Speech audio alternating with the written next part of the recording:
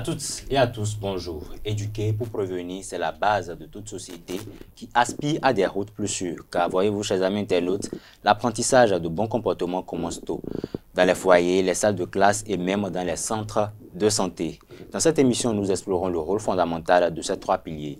La famille, l'école et les structures de santé dans la construction d'une culture routière responsable et durable. Le sujet de ce numéro est intitulé « Éduquer pour prévenir le rôle des écoles, des familles et des centres de santé dans la sécurité routière ». Et pour en parler, je reçois pour vous deux invités. André Alihonou, psychologue clinicien et directeur général exécutif du Centre international d'action pour le développement intégré CIADI. Bonjour. Bonjour Francis. Comment vous allez? Je vais très bien. Alors, mon second invité a pour nom Gérance Ougoubeji. Il est acteur de la santé communautaire. Gérance, bonjour. Bonjour, monsieur Francis. Comment vous allez ce matin? Ça va très bien, Jean. Ça va très bien également. Alors, entrons tout de suite dans le vif du sujet et je m'adresse directement à vous, André.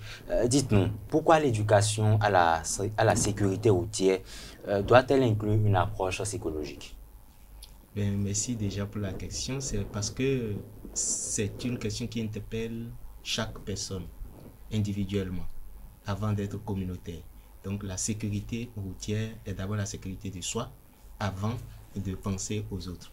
Et voilà pourquoi l'aspect psychologique est primordial. Si chacun ne l'intègre pas, on ne peut pas parler d'éducation. On ne peut pas parler de sécurité. D'accord, on parle de sécurité routière en tant qu'une question communautaire. Alors vous, de votre côté, dites-nous quel est le rôle d'un agent de la santé communautaire dans la prévention des accidents de la route? Ok, merci monsieur Francis. Accident de la route, ça relève du secteur du transport. Mais que vient faire un agent de santé communautaire? Absolument. Nous devons comprendre que, un peu comme le policier utilise son pistolet pour travailler, l'agent de santé communautaire a pour outil ce qu'on appelle IEC. À savoir? Information, éducation, communication pour un changement de comportement. Donc, l'agent de santé communautaire, il intervient pour informer, éduquer et communiquer sur tous les comportements que doit avoir la population pour éviter les accidents de la circulation. Et quand je parle par exemple d'information, c'est d'informer sur les comportements à risque, comme par exemple la conduite en état d'ivresse, oui. Le non-port de casque, et la manipulation de téléphone au volant par exemple. Ça c'est le volet information. L'éducation par exemple, c'est d'amener peut-être à la population à adopter des gestes comme peut-être le port de gilet réfléchissant par exemple la nuit. Absolument. Et beaucoup d'autres choses. Donc c'est peut-être aussi de communiquer sur un danger qui est identifié dans la communauté, par exemple un trou quelque part qui peut causer un accident, et quand l'accident est causé, c'est que la santé de la personne est en jeu. Donc c'est ce que je peux dire. D'accord, donc en gros, on pourrait tout de suite dire que l'agent de la santé communautaire, ces actions sont beaucoup plus basées sur de la sensibilisation. Exactement. D'accord, alors André Alihonou, dites-nous, comment est-ce que les enfants intègrent les règles de la sécurité routière? C'est une question qu'on se pose. Oui, bien, l'apprentissage, pas l'apprentissage, il faut que les enfants apprennent. Et pour apprendre, ils observent, ils écoutent. Il faut pouvoir leur dire les bonnes informations et surtout argumenter l'information. C'est-à-dire, quand tu dis à l'enfant, regarde à gauche, à droite avant de traverser, il faut ajouter le pourquoi. Tu dois regarder à gauche, à droite. Et comme je l'ai dit, pour son intérêt d'abord. Pourquoi pour lui? Pas pour le motocycliste ou le conducteur de véhicule, mais pourquoi pour lui? Parce que lui, peut-être quelque part, il sera limité dans l'action sur l'autre.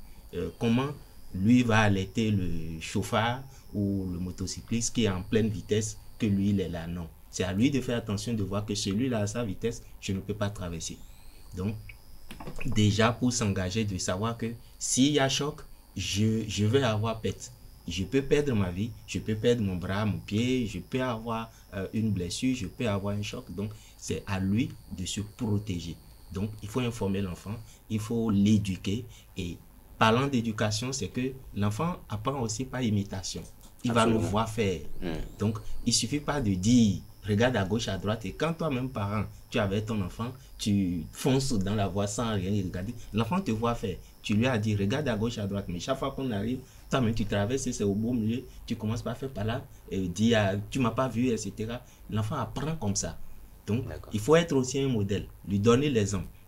En disant, voici comment faire, il faut pouvoir le faire aussi bien. Et non seulement les enfants, vous savez, l'adulte, il a été enfant, il a été adolescent. Donc, plus tôt on éduque l'enfant, mieux on aura un adulte bon citoyen, entre guillemets, demain. Donc, si on veut parler des comportements à risque, des conduites à risque de l'adolescent, c'est à l'enfance qu'il faut lui apprendre que en conduisant sans casque, en conduisant à pleine vitesse, en fonçant dans un tas au carrefour, tu risques de. Et c'est lui qui voit le manque à gagner dans sa protection. Comment est-ce que quand je me protège, je maximise mes chances pour réussir ma vie sainement? Comment est-ce que je sens que mon taux d'alcool est monté, je ne peux pas prendre le volant, je ne peux pas prendre le guidon de moto. Et tout ça, il faut pouvoir éduquer l'enfant très tôt. C'est pas attendre qu'il y ait problème pour commencer par aller dans la communauté pro. D'accord, mais il y a un fait que moi je remarque souvent, et j'aimerais bien que vous nous disiez. On voit souvent des enfants qui, pendant qu'ils veulent traverser la route, ils font peut-être appel à une personne plus âgée pour lui demander de l'aider à traverser. Donc vous, en tant que psychologue, qu'est-ce que vous en pensez? Ça, c'est un très bon comportement déjà. Absolument. En plus de savoir, cet enfant me montre qu'il a pleinement conscience des risques de la route. Que peut-être, petit, on ne va pas le voir. Et que sa voix ne va pas porter. Mais un adulte est plus visible et il renforce sa sécurité en fait. Il peut peut-être regarder à gauche, à droite, attendre que la voix soit plus rassurante, mais il y a un adulte à côté. Oui. Donc, c'est plus de sécurité pour lui. Donc, c'est un comportement à adopter. Et c'est ça, d'ailleurs, c'est très important, surtout pour les écoles qui sont à proximité des voies, qui prennent des gens. Et malheureusement, on constate que nous, souvent, comment on appelle, usagers de la route, on n'est pas très patient. Quand il y a un enfant, deux enfants et que le monsieur lève le drapeau, on a envie de passer avant. Et souvent, on est même pressé que les enfants ne passent pas. Il faut juste se dire, mais si c'était mon enfant, j'aurais voulu que le motocycliste ou le chauffeur s'arrête pour que mon enfant passe ou qu'il passe sur l'enfant. Malheureusement, ça amène aussi des accidents. Donc, ces comportements sont à prôner encore et encore. Je pense que c'est des choses que les écoles doivent dire. Même si on a mis quelqu'un là, s'il n'est peut-être pas là, ne traversez jamais seul. Attendez qu'il y ait un adulte, n'importe quel adulte, interpellez-le. Il va se faire un plaisir de vous aider à traverser la voie. D'accord. Alors, Chérence Oubéji, dites-nous, toujours sur le même fait, qu'est-ce que vous en pensez? Le fait de demander à un adulte de nous aider à traverser. Bon, je pense que c'est un très bon réflexe. Ça, il va de la sécurité de l'enfant qui veut traverser. Comme l'a souligné le psychologue tout à l'heure, on a remarqué déjà qu'il y a beaucoup de personnes, de structures qui ont eu l'idée de mettre des gens pour les aider à traverser. Bon, je pense que c'est une très bonne idée. C'est un bon réflexe qu'a l'enfant de se comporter ainsi. D'accord. Et je pense aussi que ça interpelle quand même à la responsabilité des uns aux autres parce que on remarque aussi que la plupart du temps, enfin, c'est le constat que moi je fais, que parfois quand un de ces enfants interpelle une personne un peu plus âgée en lui demandant de l'aider à traverser, parfois les personnes âgées n'attendent pas forcément parce qu'ils se disent, bon, je suis pressé ou bien, et quand on lui dit, viens, on est obligé d'agir avec un peu plus de violence sur l'enfant. Ah, et marche, tu ne vois pas qu'il y a les motos qui viennent. Donc, je pense que c'est quand même le moment d'inviter à un peu plus de responsabilité, un peu plus de douceur vis-à-vis de ces enfants-là. Si tu me le permets, en fait, il faudrait qu'on apprenne à être plus social. Parce que, comme tu l'as dit, l'enfant t'a sollicité pour l'aider. Il faut aller à son rythme. Si tu ne peux pas dire, je ne peux pas, continue ton chemin, il va trouver quelqu'un d'autre plus disponible pour l'aider. Mais commencez par le traîner, forcer. Parce qu'il a peur de traverser. Et donc, il faut qu'il soit rassuré. Et l'autre chose, c'est qu'il y a quand même, on fait des dos d'âne quelque part, et peut-être, c'est pour nous dire, ralentissez. Il y a des enfants. Et c'est nous qui assurons la sécurité de ces enfants. Et malheureusement, on ne fait pas attention à ces codes de la route. Et il n'y a que nous, notre code, qui compte au moment où nous passons. Et ça, c'est un mauvais comportement partout ailleurs à Cotonou et au Bénin. D'accord. Jérôme, vous avez abordé tout à l'heure l'aspect communautaire de la santé, de la sécurité routière plutôt. Alors dites-nous, est-ce que vous, de votre côté, vous avez intégré la sécurité routière dans vos actions de sensibilisation sanitaire? Puisque la sécurité routière,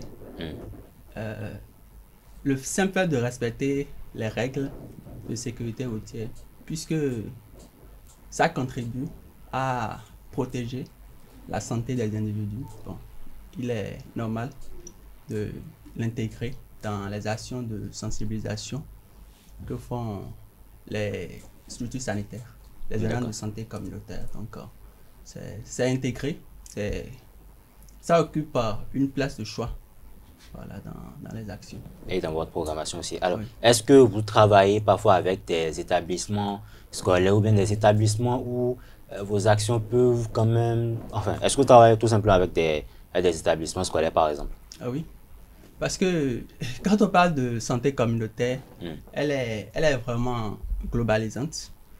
Elle prend en compte tout le monde. Et quand on parle d'établissement, c'est qu'il y a les enfants. On voit même déjà que dans les établissements scolaires, c'est bon. Quand nous restons au niveau du primaire, c'est beaucoup plus des enfants. Donc, il faut les sensibiliser à comment traverser la route. Quand on va un peu plus loin, le niveau secondaire, c'est vrai, ils sont déjà un peu plus âgés, mais il faut quand même les sensibiliser, puisque ce qu'on constate souvent, bon, les établissements sont souvent au bord de la voie. Les motos roulent, les motos passent, les voitures passent. Donc, si vous sortez, on voit souvent qu'il y a une grande affluence. Donc, il faut quand même les sensibiliser au bon comportement qu'ils auront quand ils vont sortir des cours. Donc, c'est bien intégré. D'accord. André Alihonou, je sais qu'on a un peu survolé la question avec vous tout à l'heure, mais je me permets d'y revenir. Comment est-ce que les écoles peuvent contribuer à la formation d'une conscience routière, surtout chez les enfants? Oui, je pense que c'est intégré dans le curriculum des écoles. Il y a des leçons, je crois, éducation sociale. Et il y a des modules qui doivent être développés dans ce cadre pour amener les enfants à eux-mêmes assurer davantage leur sécurité et à éduquer les enfants sur la sécurité routière. Mais en plus de ça, comme on le dit, c'est de prendre des garde-fous. Un peu comme être un modèle déjà. Les enseignants aussi doivent quand même quelque part, parce que c'est quelque part des adultes et des parents. Ils doivent montrer des exemples. Ils doivent servir d'exemple pour ces enfants-là. Parce que les enfants sortent, ils attendent, et puis voilà mon enseignant qui vient et ils fonce dans le tas avec sa moto. L'enfant estime que ce qu'il m'a appris dans la leçon, il n'a pas respecté, il n'a pas regardé à gauche, à droite. Et les enfants observent ça très rapidement. L'adulte va avoir peut-être d'autres arguments plus tard pour dire c'est parce que j'étais pressé, c'est parce que j'étais sûr de passer, mais c'est parce que tu as enseigné à l'enfant. C'est pour ça que j'ai dit il va avoir la responsabilité est certes partagée, mais les autorités de l'école doivent penser à renforcer les capacités des enseignants eux-mêmes et à mettre des garde-fous, à apprendre, à mettre des stratégies pour que si il faille, que ce ne soit pas seulement des leçons copiées et récitées, mais qu'on essaie de mettre en pratique, de faire des exercices pratiques en jeu dessus pour voir comment les enfants intègrent cette information. C'est très important parce que, vous savez, sur la route, tout se passe. L'enfant peut sortir de la maison le matin et puis le soir, il ne peut rentrer, c'est fini pour de bon. Juste par imprudence, soit de lui-même ou soit d'un conducteur. Et l'autre chose que je voudrais ajouter, il faudrait que cette responsabilité aille au-delà des parents et des écoles, que ça atteigne aussi les parents. Parce que, voilà, papa ou maman, tu ne sais même pas où ton enfant va à l'école. Tu ne sais pas combien de routes il traverse avant d'aller à l'école. Tu ne sais pas quelle est l'affluence de fréquentation de cette route-là. Donc, pour te rassurer que mon enfant est capable de traverser, non. Quand il sort de la maison, il est avec X ou Y. Donc, il peut traverser en sécurité, il peut partir en sécurité, revenir en sécurité. C'est aussi la responsabilité des parents. Mais À quel âge est-ce qu'il faut commencer à penser à faire une formation à éveiller une conscience routière chez les enfants? Dès que l'enfant acquiert la marche, vous constaterez avec moi qu'à Cotonou, on voit souvent, dans certaines rues, un enfant qui babysine, qui fait ces 4 pattes-là. Les parents estiment qu'il marche, et on le laisse sur la voie. Et quand vous arrivez, vous, surtout pour les bonnes dames qui vendent au bord, là, et elle laisse l'enfant. L'enfant, il n'a pas conscience qu'il y a un danger là. Lui, il est en train de peut-être poursuivre un jouet, en train de s'amuser, en train de faire ses vaille ses 4 pattes pour aller où il s'efforce à marcher. Mais malheureusement, quelqu'un qui n'est pas, comment dire, attentionné, qui n'est pas présent d'esprit, lorsqu'il est à moto ou à véhicule, quelque chose peut arriver. Et excusez-moi, mais il m'est arrivé un jour de demander à une dame qui a fait ça, je lui ai demandé si elle a pleuré avant de mettre l'enfant au monde. Ah oui. Parce qu'elle était à 3 mètres et l'enfant était sur la voie. Il a fallu que je m'arrête, que je klaxonne et qu'elle s'écrie pour que sa soeur aille chercher l'enfant. J'ai dit, mais madame, est-ce que tu as vraiment pleuré avant de mettre cet enfant? Ne serait-ce que ça. Donc, je pense que dès que l'enfant commence, il faut apprendre à l'enfant. Vous venez, il faut dire, là, tu n'y vas pas. Il faut commencer par délimiter. Et pourquoi tu n'y vas pas? Parce que si tu y vas, il y a danger. Tel. Maintenant, quand l'enfant apprend à marcher, quand l'enfant apprend à parler, il faut ouvrir le débat et de façon très ouverte, sans faire de tabou avec. Ne disons pas c'est un enfant, il ne comprend pas encore. Oui. Donc, je n'ai pas envie de dire à partir de 3 ans, mais dès que l'enfant de 2 ans peut comprendre, l'enfant de 1 an et demi peut parler, comprendre, apprends-lui, parce que tu ne seras pas toujours là. Donc, apprends-lui à savoir que tu peux t'amuser partout dans la maison, mais ne va pas ici parce que. Il faut commencer par apprendre les limites à l'enfant. D'accord, mais je m'en vais vous poser également la même question. À quel âge il faut commencer à éduquer les enfants à la sécurité routière? Bon, depuis les bas âges, parce que, bon, pour ce que je sais, déjà au cours élémentaire, je crois à partir de C1, même déjà à l'école, on nous apprenait pour traverser la voie. Je vais regarder à gauche et à droite avant de traverser. Donc, on nous dit même le piéton doit marcher du côté gauche pour faire face au danger. Donc ça, c'est déjà une façon d'éduquer à la sécurité routière et déjà au CE, ça commence. Donc déjà dès les bas âges, il faut qu'on commence par former l'enfant, lui apprendre les gestes qu'il faut. Mais au cours de vos déplacements, est-ce qu'il y a des gestes particuliers que vous remarquez ou bien des écarts que vous remarquez surtout au niveau des enfants dans la circulation et qui vous interpellent souvent? Bon, ça ne manque pas, comme on l'a dit, les enfants. L'enfant n'est toujours pas conscient de tout ce qu'il fait. Bon, peut-être en s'amusant parfois, avec peut-être ses camarades, voilà, au bord de la voie. Bon, il n'est pas rare de voir que, bon, un enfant dévie facilement. Et puis, bon, parfois, il y a le pire qui arrive. Oui. Ce qu'on ne souhaite pas, donc ça ne manque pas de voir, c'est récurrent même. D'accord. Mais vous, en tant qu'acteur de la sécurité routière, en tant qu'acteur de la santé communautaire plutôt, comment est-ce que vous abordez les risques liés, en fait, tous ces risques qu'on vient d'aborder là? Comment est-ce que vous les abordez, non seulement avec les parents, mais avec les structures avec lesquelles vous êtes en partenariat? Oui, d'abord, il y a plusieurs stratégies. Hein. Il y a l'approche communautaire, l'approche participative qu'on utilise. Bon, on peut cibler peut-être les taxis-motos, les parents, bon, la population en général, associer les leaders d'opinion pour passer le message. C'est peut-être pour évaluer les risques, c'est peut-être de leur faire des démonstrations pour passer le message. Faire peut-être des vidéos pour montrer, pour toucher du doigt les risques qu'ils courent quand ils n'adoptent pas les bons comportements sur la voie. C'est peut-être aussi de mettre des affiches un peu partout dans la circulation, Mais toujours est-il que pour vraiment évaluer ces risques, on se base sur les leaders d'opinion. Oui, les leaders Pour, d'opinion. voilà, pour passer le message. D'accord.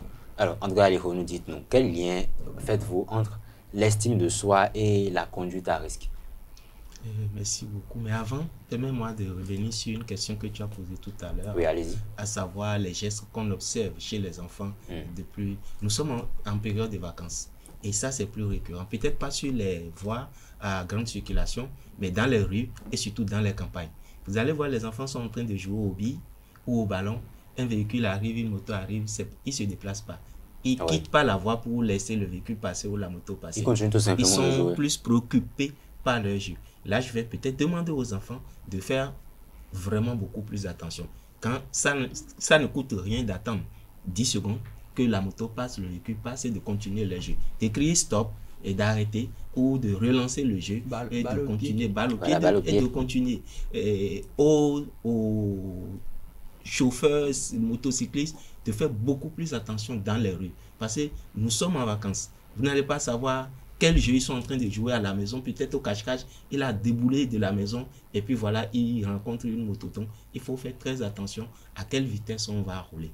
Et vous allez constater aussi, certains enfants, surtout toujours dans les rues, dans les campagnes, vous êtes en train de rouler, peut-être je suis dans une campagne, il roule un peu de... Et quoi, il veut avoir sa main sur la moto, et sur le véhicule, et voir qu'il sait courir au plus vite. Et qu'il est plus rapide que le véhicule. Que le véhicule.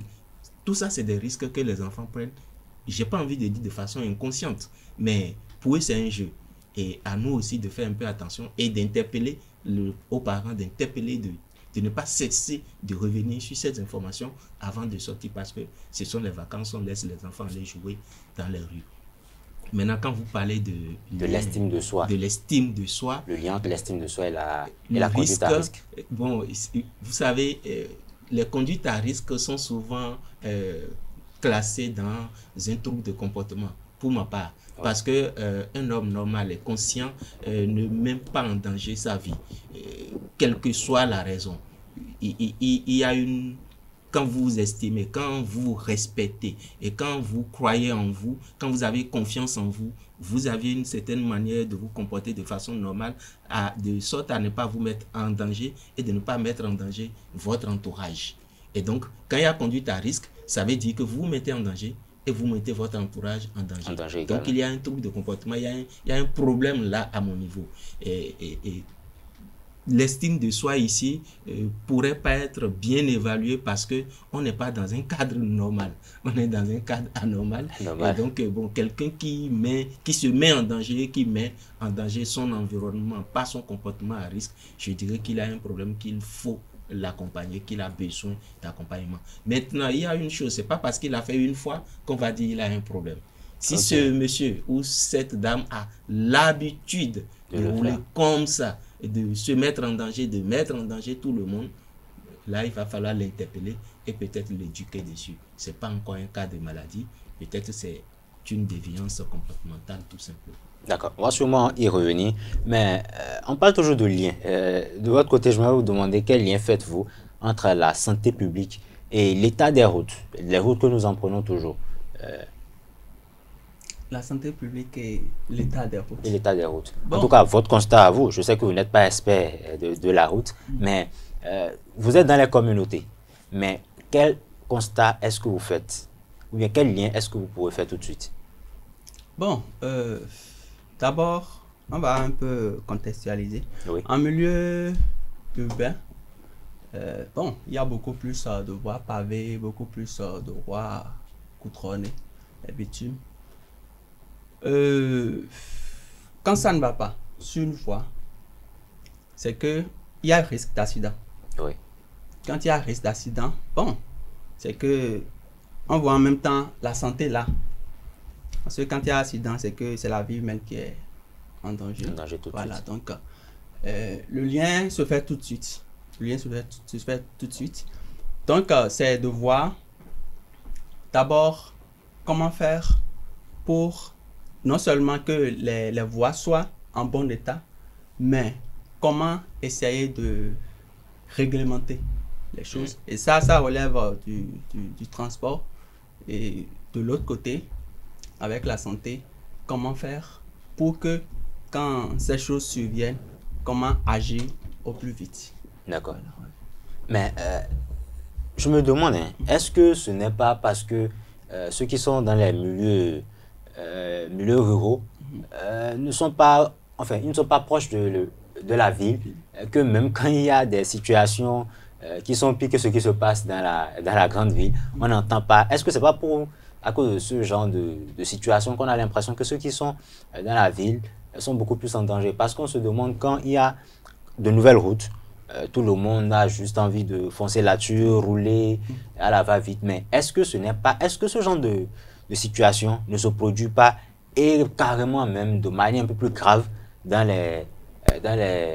nos milieux ruraux? C'est la question que je me pose, André. Non, je pense que pour répondre à la question, c'est que moi j'ai l'impression que ceux qui sont dans les milieux ruraux ont plus conscience du danger de la route et ont une conception de la route comme prioritairement dangereux. Okay. Or, nous qui sommes probablement dans les milieux urbains, on a une conscience de la route comme un moyen de se déplacer vite et d'aller rapidement rejoindre un point A, d'aller d'un point A à un point B. Donc, il faut l'exploiter et en fait, le danger vient en second. On ne met pas le danger en priorité. Et donc, ceux qui sont dans les milieux ruraux sont plus observateurs des codes de la route, de la sécurité, ils prennent plus conscience, ils se mettent plus en sécurité que nous qui sommes dans les milieux urbains, pour ma part. Donc, le problème peut-être, le lien, c'est là que ça se pose. On a les manières de concevoir la route de part et d'autre. D'accord. Donc, pour moi, il y a moins peut-être d'accidents dans les milieux ruraux que dans les milieux urbains, parce que aussi les milieux ruraux, la circulation n'est pas aussi dense. Aussi. Il y a ça, la circulation n'est pas aussi dense. Ici, le nombre de véhicules qui circulent, le nombre de personnes qui circulent, le nombre de tours qu'on fait sur les routes et tout ça, ça a aussi son rôle à jouer. Et la densité de la population et tout ça, ça joue énormément. Voilà. Est-ce que vous direz pareil? Oui, il y a le volet démographique dont il faut vraiment tenir compte. D'accord. En milieu rural, c'est beaucoup fluide. Donc, le danger, c'est vrai, le danger est partout, mais c'est moindre. Comparativement au milieu urbain où il y a, regardez Cotonou par exemple, pour quitter par exemple Calavi, et venir à Cotonou les matins, même vous voyez. C'est vrai qu'à une certaine heure. Voilà, les heures de pointe. Vraiment.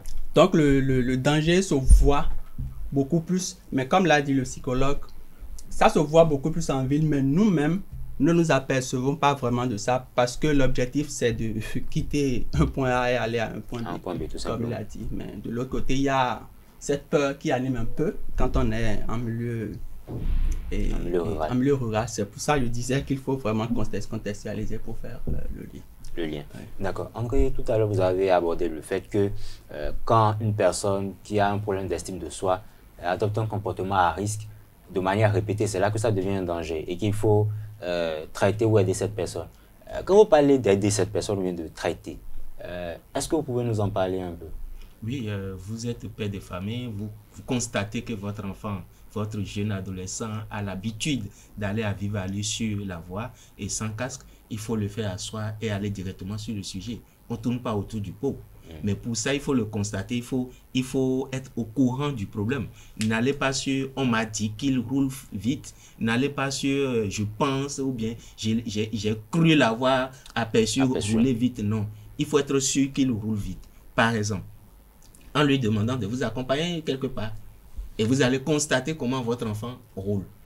Parce que c'est un réflexe, il ne peut pas changer. Dès qu'il va être dans le feu de l'action, il ne va pas changer. Même si vous êtes à côté, vous saurez que, écoutez, un jour, j'ai pris un grand fond, on allait à Paou, parce qu'il était dans le véhicule, et j'ai fait l'effort de rouler modérément, mais arrivé à destination, il a dit, mais petit frère, tu roules vite, hein? Et j'ai dit, ah bon? Donc, vous voyez, s'il n'était pas là, il ne m'aurait pas dit. Et ça fait déjà près de 4 ans, mais je l'ai gardé. Et chaque fois, je me dis, attention. Il faut rouler mollo. Le rôle du parent, c'est ça. Et il faut pouvoir mettre les mots dessus tout de suite. Donc, constater, et le dire fait asseoir la personne. Si c'est votre époux, il y a des dames qui roulent très vite, qui vont très vite. Et donc, quand c'est comme ça, ou quand c'est vous-même et que madame a constaté, ici, il faut se donner le droit de le dire. Et j'ai envie de dire, c'est pas par manque de respect que votre enfant de 10 ans vous dise, papa, tu roules trop vite quand tu es à moto. Ah oui. C'est pas parce qu'il vous manque de respect.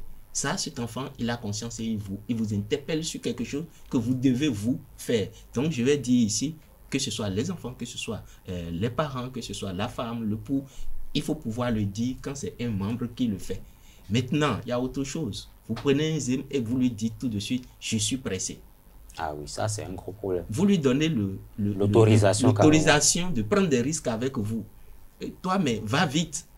Quand tu lui dis ça, c'est toi-même qui prends des risques ou qui le pousse à prendre. Maintenant, osez de savoir, il est sorti pour aller se faire de l'argent et non pour aller rencontrer la mort. Donc, madame, voici ou monsieur, voici comment moi je roule, voici comment, pour ma propre sécurité d'abord. Donc, il ne faut pas aller au rythme du client, mais aller à votre rythme selon votre sécurité et aussi la sécurité de votre client. Donc, vous avez un zème qui roule vite, interpellez-le, dites-lui, tu diminues ou je descends, sans te payer d'ailleurs. Oui.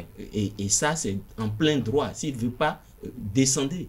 Faites du bruit pour qu'il puisse et que descendez pour votre sécurité. Donc, je pense que c'est une question sur laquelle on ne va pas dire il y a un tabou, comment je vais le dire. Non, il faut y aller de façon frontale. Et s'il faille pour votre sécurité, s'il faille, mettez les moyens qu'il faut, mais faites-vous entendre. Oui. Oui, oui. Pour ajouter. Hein. Pour enchérir. Oui, oui. En fait, on nous interpelle, quelqu'un qui nous interpelle par rapport à un comportement déviant dans la circulation. Bon, c'est pour notre bien. Donc, ce que je veux juste ajouter, c'est que nous ayons le sens de l'écoute. Qu'on ait le sens de l'écoute, un peu d'humilité, laissons de côté notre ego pour écouter, puisque quelqu'un qui le dit, la personne a forcément constaté. Quel que soit le cas, je prends même le cas du Zémidjan dont le psychologue a parlé. Quand le client interpelle, il faut comprendre que vraiment quelque chose ne va pas et puis respecter. Ça y va de la santé de vous deux. Ce n'est pas seulement le client. Donc, c'est ce que je voudrais ajouter. D'accord. Et moi, quant à moi, je voudrais quand même ajouter aussi quelque chose. Moi, je vais juste donner une anecdote. Je connais quelqu'un. C'est un adulte, c'est un parent. Il a des enfants. Et son plus jeune enfant, il a inscrit à l'école. Le jeune homme est allé à l'école, il est revenu. Et vu que c'est le parent qui le dépose et qui le ramène, à chaque fois, quand ils sont rentrés, il a dit à son père, « Papa, j'ai remarqué que tu ne respectes pas les codes de la route, tu roules beaucoup trop vite. » Et ce parent a failli frapper son enfant parce que son enfant, il lui a dit, bah, « Toi, tu connais quoi de la vie, etc., etc., etc. » C'est parce que j'étais inscrit à l'école que tu oses me parler comme ça. Donc, c'est juste le moment d'inviter les parents à comprendre que c'est vrai, qu'ils ont un peu plus de maturité, un peu plus de... Ils ont vécu plus de choses dans la vie, mais qu'il y a certaines choses qui, lorsque leurs enfants leur en parlent, il ne faut pas forcément prendre les choses sur un pied de guerre, qu'il faut juste voir le bon côté des choses. Et nous sommes déjà à la fin. C'est sur ces belles paroles que nous allons conclure le numéro de cette semaine. Merci d'être passé chez nous et à la semaine prochaine, chers amis internautes.